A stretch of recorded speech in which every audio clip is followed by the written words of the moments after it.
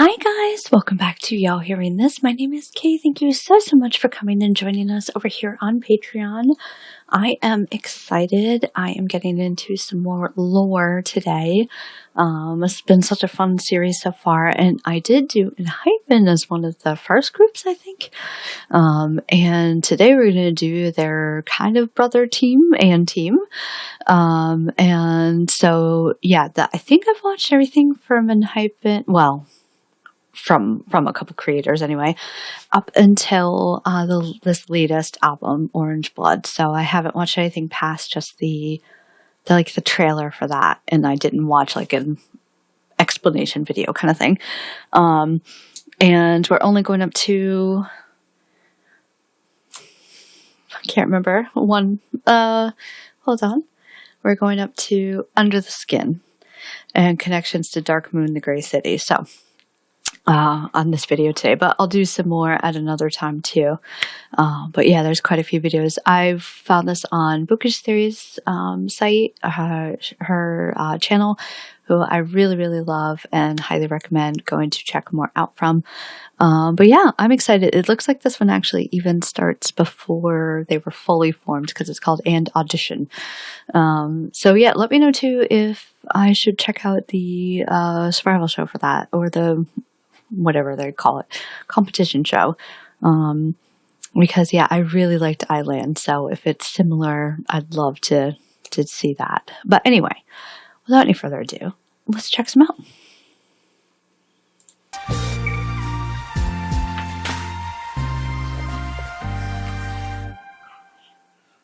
Hello and welcome back to Bookish Theories. In today's video, I would like to talk about an Audition's the final countdown, focusing on a little breakdown and analysis of the Signal song to see what they can tell us about the Howling. Since the show will seemingly follow the same werewolf concept that was introduced through Dark Moon with a Knife, and moreover, today we're also taking a look at what we know so far in terms of theme, concept and storyline. So without further ado, let's jump right in and see what's going on. Now in Audition's the final countdown is a song that expresses a message of encouragement and support for everyone who faces a new challenge. According to the press release, this is a song that portrays a group of boys who are ready to run together towards a seemingly impossible goal. In the video, the goal to reach is fittingly symbolized by the moon, so since the beginning we see the boys reaching out to it, as each of them faces their own struggles and limitations on their own. If you look closely, as the video slowly introduces all the contestants, each of them is listening to music. Even if they each focus on their own specialty, they all want to reach the very same musical dream. But even if they struggle alone, the video also shows us that they can thrive if they unite and work together. In many respects, the show is meant to do exactly that, because despite their feelings of helplessness, when they howl to the moon, it's this very howling that brings them together to make them run. I didn't realize the whole show is based on like Since the werewolf both the concept show and too. the group will have a wolf concept, we can say that the howling is meant to create a pack, and what creates this pack is the impossible dream that brings them together. Now in the video, this concept is also conveyed with the written narration, which actually explains more than what it seems. At the beginning, for instance, the first card wonders how far is the moon, to which the second one replies that it is out of reach. When the same question is asked again, however, we learn that it's actually 385,000 kilometers from Earth. It's 150 days by car, 3,800 days on foot, and all in all, it's an unreachable distance to cover. This is why in the song, the boys sing that they're doing the impossible, but this impossible task can be accomplished if you help them, because right at the end, the video tells us that they hope that their howling will be able to reach you. This is because the group will ultimately be created according to your contribution, so whether they will reach the moon or not is up to you to decide. That's kind of cool. At this point, we already know some of the members that will debut, because we actually already met 4 back in Island. Kay, Nicholas, Iju and Taki are confirmed members of the team, and this is something that was already hinted at back in the concept photos. The 4 of them are portrayed with wolf ears and a full moon in the background, so their transformation has already taken place and they're already part of the pack. That's right, I totally forgot it was Nicholas and the EJ ones of the 11 too. trainees aren't full just yet, and they still have human ears. The difference is that their howling hasn't reached you just yet, so it's your choice if Nice you to want know to change that they their were like destiny or in not. it from the beginning Now, and didn't have even to if we compete officially again. don't know how many members the group will have, if we take a look at Dark Moon with an hyphen, we actually kinda do, because the story provides us with a lot of information that otherwise we wouldn't have. In case you haven't read it just yet, I'm leaving the spoilers up to a minimum, but I will reveal the number of members as well as the character names, so in case you don't want to be spoiled at all, this is your cue to leave and thank you so much for watching. If you're still here instead, the Dark Moon is actually a huge source of information because the walls are a very important aspect of the narrative.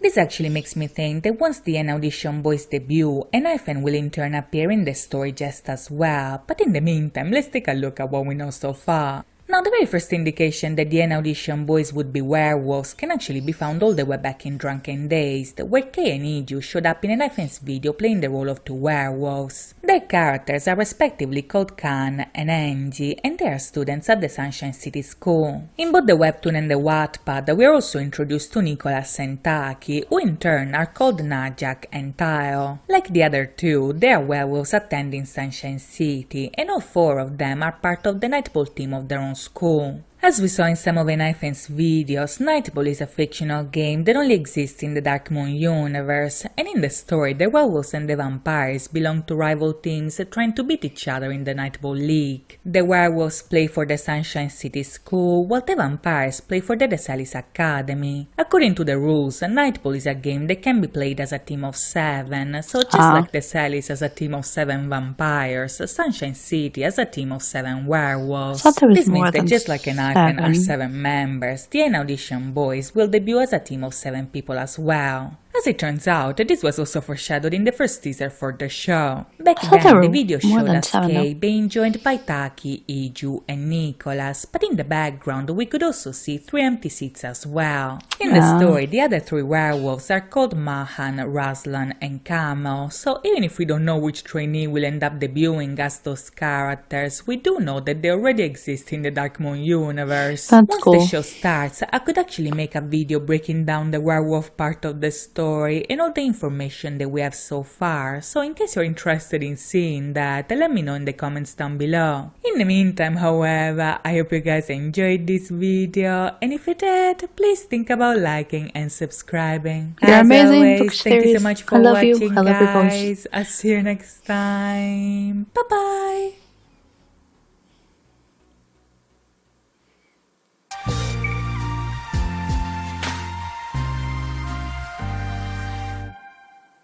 Hello and welcome back to Bookish Theories. In today's video, we'd like to make a small update about what we know so far about the lore and storyline of the upcoming Audition group. Just in case you're not caught up, please be aware that there will be some minor spoilers about Hyphen's Dark Moon the Blood Altar, so if you don't want surprises, please make sure to proceed with caution. I still need to read that. In the latest episode of The Howling, the show confirmed the debut of Kei, Taki, Nicholas, and Iju, as well as the number of members that the final group will actually have. In my previous videos, my personal guess was that the group was going to have 7 members, because this is what Dark Moon the Blood Altar confirmed in the Wattpad version of the story. When Ailey confronted Sue about the supernatural events taking place in Riverfield, Ailey said that him and his 6 brothers were vampires, while the 7 main players of the Sunshine City School Nightball team were werewolves instead. In Drunken Days, we saw Kei and Iju playing 2 of these characters, and from that moment on, the Audition lore was filled with werewolf imagery connecting the upcoming group to the werewolf concept already introduced in an Hyphen story. Following these clues, it made sense that the final group would have 7 members like described in the Blood Altar, but as it turns out, this will not be the case, because the Howling confirmed that the final group will have a total of 9 members. The first 4 will obviously be Kei, Taki, Nicholas, and Iju, while the remaining 5 will be voted by the audience among the 11 trainees who are participating in the show. Now, as little as this detail might seem, this is actually a very important clue, because it tells us that the future storyline of the Audition group might be very different from what we previously thought. If you have Twitter or Instagram, you might already know that Hype confirmed that the group will have their own storyline called Dark Moon the Grey City. The tagline foreshadows that we already know who they are by inviting us to listen to the sound of the howling, so if the Blood Altar focuses on the vampires, it's safe to say that the Grey City will be the spin-off dedicated to the werewolves. That's cool. The back of this story, however, will have 9 wolves instead of 7, and this might actually mean a lot of different things. Since the Blood Blood Altar and the Grey City are both under the Dark Moon umbrella, this might mean that we're going to follow the same werewolves we met in a Knife's story, with 2 new characters simply joining the pack at a later date. So far, the Blood Altar pack is comprised of 4 members we already know and 3 others that we know very little about. Khan, Najak, Tyle and Angie, for instance, appeared in both the webtoon and the Wattpad, and they are the characters designed after Kay, Nicholas, Taki and Iju. In the Wattpad, however, they also mention Ruslan, Camille and Mahan, which are the other 3 members of the Sunshine City School pack that have been kidnapped by evil vampires. These entities call themselves Drifters, and they are responsible for a trafficking rings that sells werewolves to rich vampires that think that drinking their blood makes them stronger. Ruslan, Camille and Mahan were taken prisoners by the Drifters, but Khan and the others joined forces with the vampires and raided the facility where these wolves were kept. Incidentally, this is also the event that was portrayed in Future Perfect, so in that episode the Knife successfully freed the werewolves, allowing the Sunshine City pack to finally reunite. That part of the story, however, also made sure to clarify that there's plenty of werewolves walking around the Dark Moon universe, so if the Grey City will follow the same characters, it's possible that 2 new wolves will join the team later on. Another possibility, however, is actually that the Blood Altar and the Grey City could be set in 2 different timelines, where the characters might be the same, but the events depicted might be very much different. I wonder which way they for went. using multiple dimensions in their stories. BTS's YION was countless timelines to keep in track. The Starseekers with Tomorrow by Together uses multiple dimensions as a plot device. And if you look at the TXT Knife's has a whole webtoon thing? and Wattpad, even they I'm portray so different versions behind. of their own story. The existence of multiple dimensions is even confirmed within the concepts themselves, so if this is the case for the others, chances are that the Audition group will be involved with different timelines just as well. For all we know, the Grey City could portray the werewolf pack in a completely different environment in comparison to the Riverfield setting of the Blood Altar. Bear in mind, in that story the wolves go to a school called Sunshine City, but the title of the new series mentions a Grey City, thus suggesting a drastic change in both environment and conditions. On the poster, moreover, we can also spot what seems to be a construction site or a mine, and this is an environment that looks very different from the ones that we are used to seeing in Dark Moon. Even if in the Blood Altar they visit dodgy towns to track the Drifters, so far there is no mention of anything that looks like the poster, so this may be a spoiler about the setting of the story to come. Even if we still don't know how connected the stories will be, however, what we do know is that they're both under the Dark Moon title, so it's likely that the wolf pack will still interact with some vampires, because in this universe both creatures exist. Whether these vampires will be an hyphen or not, we still don't know, but in the Blood Altar they actually revealed that vampires and werewolves have a long history of violence and conflict. According to Khan, for instance, werewolves have always been victims of vampires, so even if in the Blood Altar Knifen and the pack are frenemies, this is not the case for the other vampires. The history of conflict between these 2 creatures could be an important part of the story shown in the Grey City, but since we still don't know what Hybe is planning, for now we'll have to wait and see. In the meantime, however, I hope you guys enjoyed this video, and if you did, please think about liking and subscribing. As always, thank you so much for watching, guys. I'll see you next time. Bye bye. I love her voice so much. Bye bye. All right.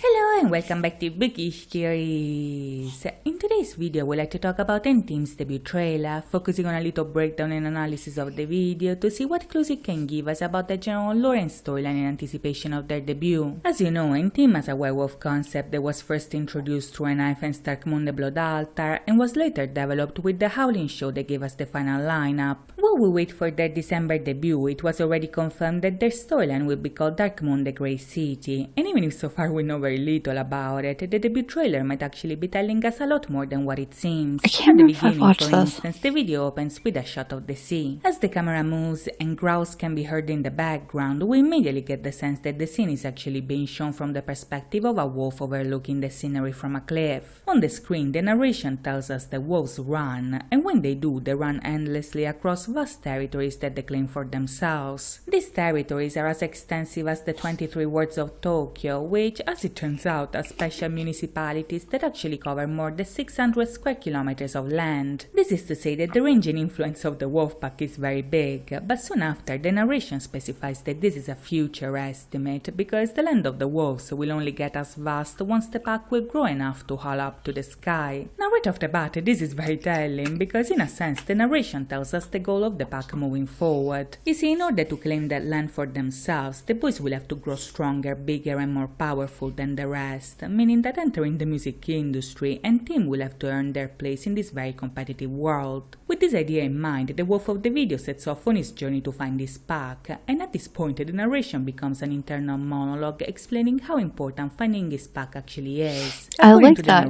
kind of analogy for a team, you know. Because contrary to what it might seem, wolves are animals capable of creating very strong bonds and connections. Wolves are honorable creatures that follow clear values and structures. The pack has the responsibility to follow the alpha, and in turn the alpha has the responsibility to lead them through the hardships that they might encounter. No matter the role, however, nobody is left behind, and the members of the pack are always able to find power in unity. Now this concept is actually very important in this context, because the wolves being able to grow stronger together is actually an idea that can be applied to any team just as well. Right. Like a wolf pack, the members will have to rely on one another to grow and thrive in the industry, but together they will eventually be able to succeed. One interesting detail to point out, moreover, is that in the first half of the video the story shows us the world through the eyes of the wolf. By the end we discover that it's actually Arua's perspective, the one that we are seeing, but even so this stylistic choice is intentional and a very interesting one at that. The first person perspective almost goes to show the Lune themselves are a part of the pack, and this makes sense because any team will need their love and support in order to grow strong in the industry. This is a pack that is just getting formed, and in the video we see this event taking place under the red light of the lunar eclipse. Now, as you already know, the blood moon is a major symbol within the Dark Moon universe, so just like it's heavily featured in Enhypen's lore, the same will apply to Enteam's lore as well. Much like with Enteam, the blood moon also appeared in Enhypen's debut trailer, and in that case it was so relevant that the group actually debuted on the same date as a lunar eclipse. In turn, Enteam will debut on December 7th, and even if they won't have an eclipse on that date, their debut trailer actually did. Oh, as it that's turns cool. out, the trailer dropped on November the 8th, which also marks the date of the last lunar eclipse before 2025. Only a couple of hours after the release,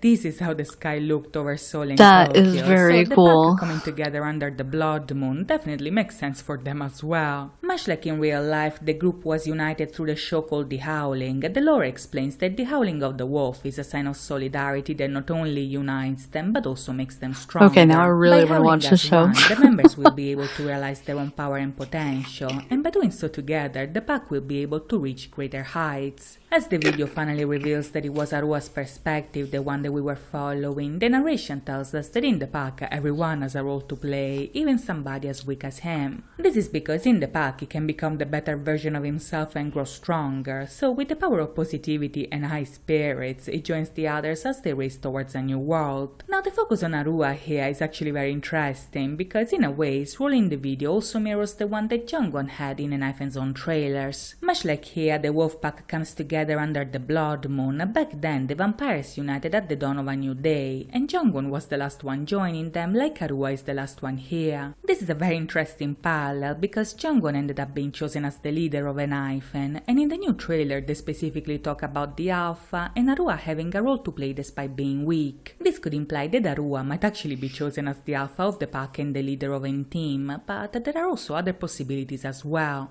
Huma, for instance, is another good candidate as the alpha because he's the only one that we see detached from the group at the very end. Another possible alpha is obviously Kei, who is the eldest of the group, as well as the one who helps Arua as he joins the pack. Kei being the alpha I know it's not would Kei, also but I fit don't the know lore who of it the is. Blood Altar, where Khan is the captain of the Nightbolt team, as well as the unofficial leader of that pack. This, however, can mean something and nothing at the same time, because even if Jungwon is the leader of Enhypen, in the Blood Altar it's Hisung, the leader of the vampires, as well as the captain of the netball team. As they rightfully say in the trailer, everybody has a role to play, so it's also possible that the leader and the alpha might not be the same person at all. Since Arua joins the pack and goes right in the center, it can also be that his role is to be the center of the group, or alternatively, he could also have a major role in the upcoming Dark Moon the Grey City. If you look closely, with the Blood Moon, the pack and the woods, the video is already giving us a couple of hints about the themes and imagery that we'll see in the future. On top of that, we see that Hiju is already wearing the same glasses that Denji was actually wearing in the Blood Altar. The fact that he's wearing the same model is a dead giveaway that N-Team's videos will be very much full of lore to look forward to, so by the end, the boys invite us to join them in their journey towards a new world. As we do so, however, I hope you guys enjoyed this video, and if you did, please think about liking and subscribing. As always, thank you so much for watching, guys. I'll see you next time. Bye bye.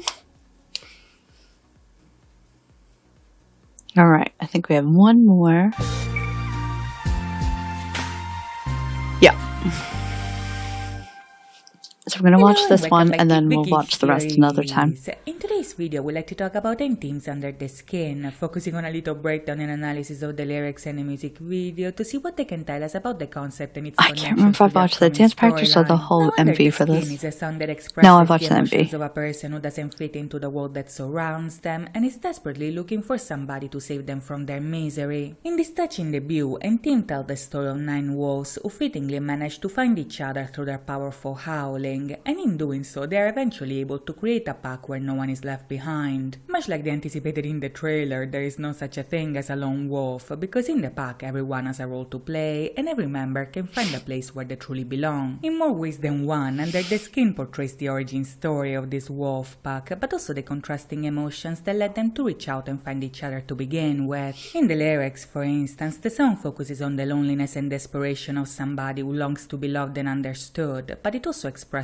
the courage it takes not to blend in just to pretend to be somebody that they are not. Under the Skin is a song that acknowledges the struggle of being different, while also celebrating the strength it takes to be yourself and the joy you feel when you finally meet somebody that accepts you. To a certain extent, the song has the message that even if far away, there are people like you, so even if you might be lonely, that doesn't mean that you are alone. Now, this is also a concept that draws a lot of inspiration from the book Lone Wolf by Catherine Lasky, which, as it turns out, is also the book that Nicholas is reading in Under the Skin. Lone Wolf is the story of Faulan, a wolf pup who is abandoned by his pack because of a splayed paw, who is eventually saved by a she-bear called Thunderheart. Thanks to the bear's love and nurture, the pup is not only able to grow into a strong wolf, but is also able to strengthen the very weakness that caused him to be abandoned in the first place, and in a sense, this concept is referenced in our story just as well. If you remember back in the trailer, for instance, Arua's character told us that even someone as weak as him has a role to play, and thanks to the pack he's able to become a better version of himself. Just like in the book, the support of Thunderheart helps Faulan grow into a strong wolf,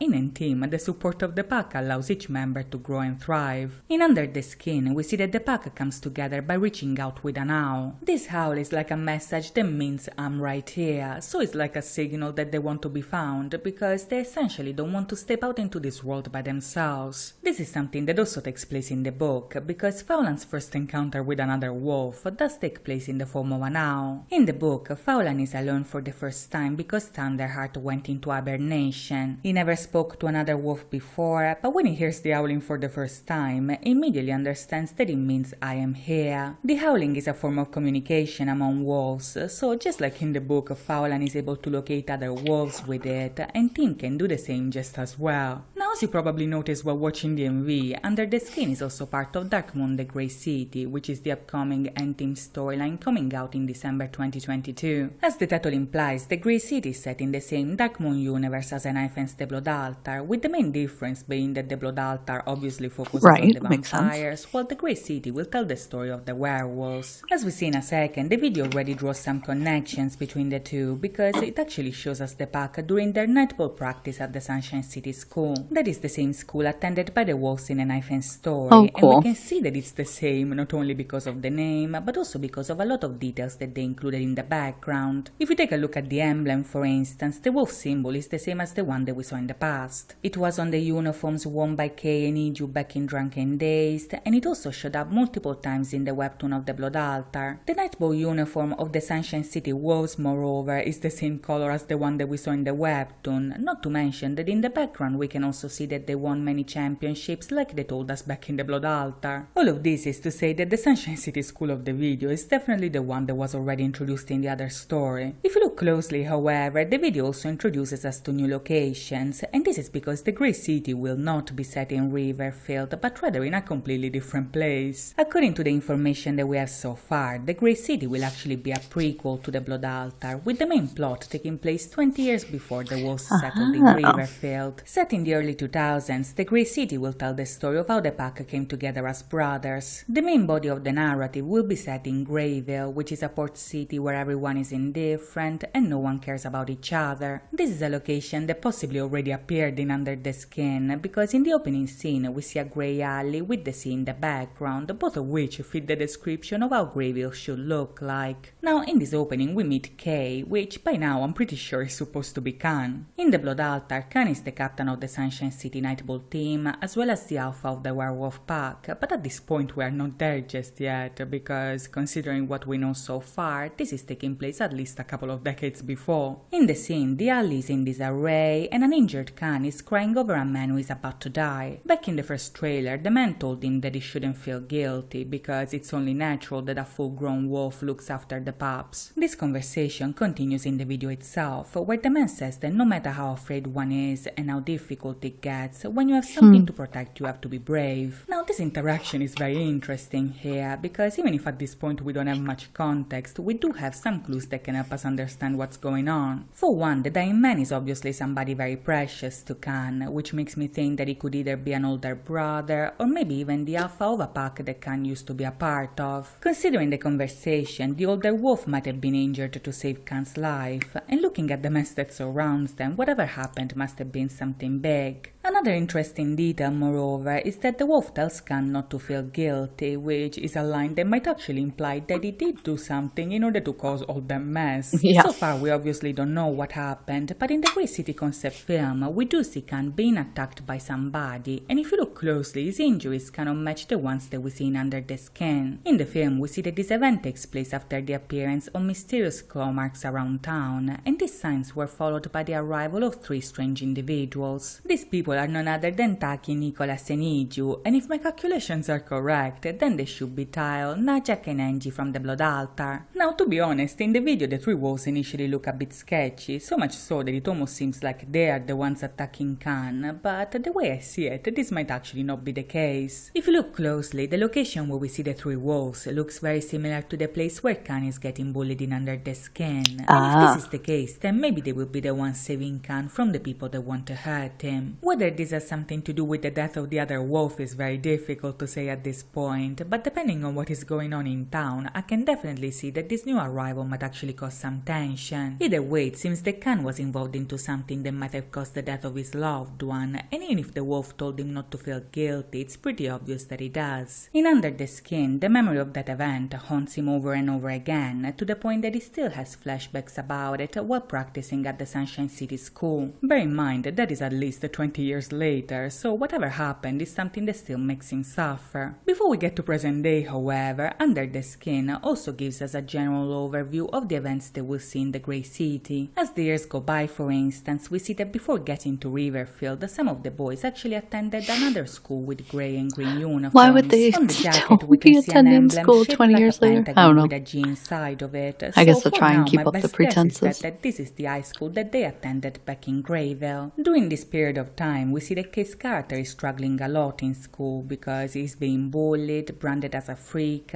and considered as a monster because he is a werewolf. Despite of his pain, however, we see that his friends are by his side immediately, so even if at this point the pack is incomplete just yet, we can already see how important their bond actually is. By the looks of it, different members join the pack at different times. If we trust the concept film, for instance, then the characters played by Taki, Nicholas, and Iju were already together by the time they got to Grayville. Then they helped Kei, befriended Yuma and Maki, and at some point, Fuma, Joe, and Arua's characters eventually followed through. Now, considering how much the story is focusing on Arua, it seems that moving forward they will play an important role, which is also something that the trailer itself literally spelled out.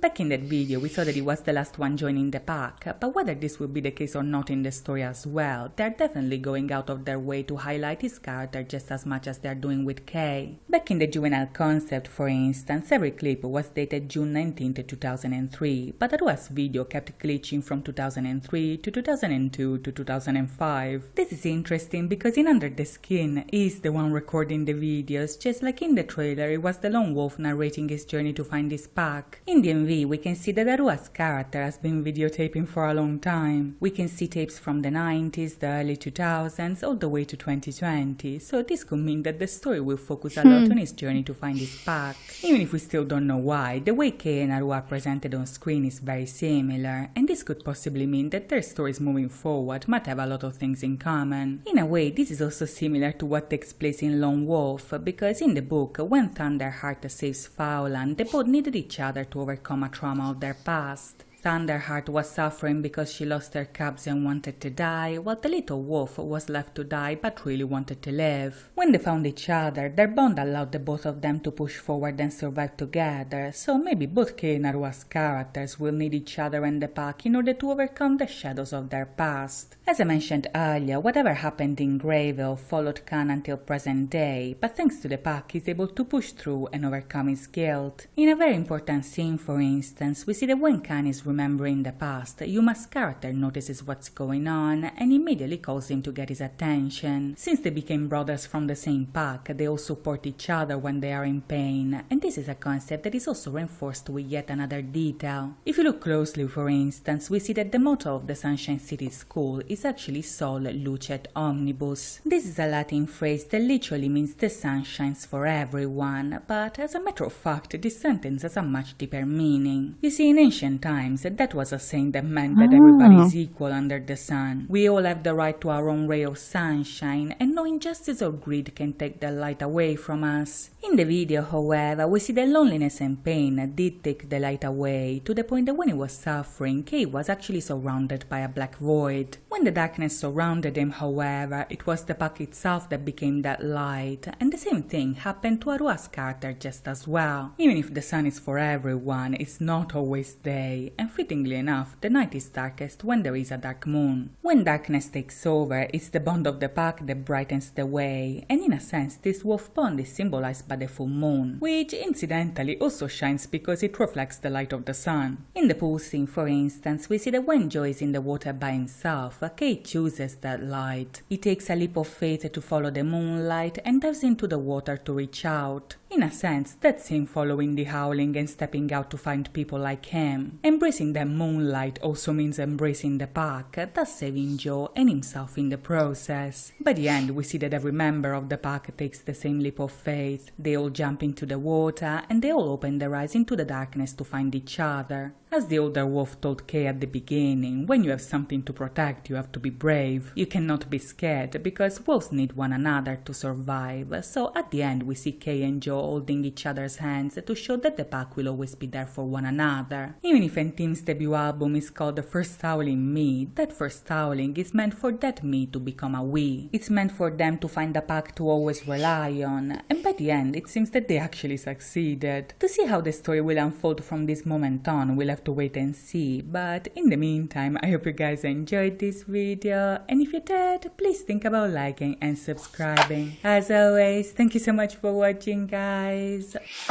I really love her videos. Oh, that was really cool. I just need to start reading these webtoons is what it is. So I don't even know where to start looking, if they have their own app, or I don't know. I'll have to look into it more. If you guys know, please leave me a comment because, yeah, I'm kind of lost when it comes to this stuff. But, oh, they're so smart for having, like, such a big storyline and having so many things that can, like, tie into each other. I watched Drunk Days for the first time, like, a week ago, and I was like, oh my god, it's Kay. Although I think I called him Nikki. Oh god. Yep. Still living that one down. I do know Nikki is part of Enhypen and not Antine, but anyway. But it was really cool, and I didn't realize that was it EJ? They said it was him too. Yeah, Kay and Taki just really, really stuck out to me in the show. Not that Nicholas and EJ were good because they were great, but yeah, I don't know. You know when you pick like your favorite people, you know. But yeah, I'm really interested in learning more, and I hope they make like, I know they're doing like a BTS K drama. I hope they do something like that. I mean, it could be a cartoon, whatever. But for the storyline, it's just so cool. I love it. Anyways, guys, thank you so much as always for coming over here and joining us on Patreon. It truly means the world to me that you support us in this way. So thank you. Love you guys. I'll see you next time. Bye.